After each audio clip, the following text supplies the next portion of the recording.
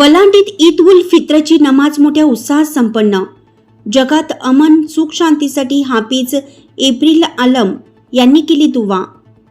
देवणी तालुक्यातील वलांडी येथे पवित्र रमजान महिन्याच्या समाप्तीनिमित्त शनिवारी दिनांक 21 मार्च 2026 रोजी ईद उल फित्रची नमाज अत्यंत उत्साहपूर्ण आणि भक्तिमय वातावरणात संपन्न झाली।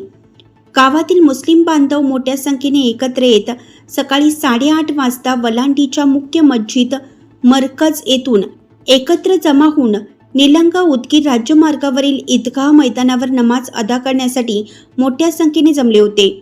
नमाजपूर्वी हाफिज इब्रिल आलम यांनी रमजान महिन्यातील रोजाचे धार्मिक व सामाजिक महत्त्व स्पष्ट करत संयम, सद्भावना आणि मानवतेचा संदेश दिला। त्यानंतर सामूहिकरित्या ईद उल फित्रची नमाज अदा करण्यात आली। नमाजनंतर त्यांनी जगात अमन, सुख शांती, बंधुता आणि मानवता जातीमध्ये एकोपा कायम राहावा यासाठी विशेष दुआ केली। नमाज पूर्ण झाल्यानंतर मुस्लिम बांधवांनी एकमेकांना आलिंगन देत ईद मुबारकच्या शुभेच्छा दिल्या। लहान मुले, युवक आणि ज्येष्ठ नागरिकांनी आनंदाने एकमेकांना शुभेच्छा देत ईदगाह मैदानावर उत्साहपूर्ण वातावरण निर्माण केलं।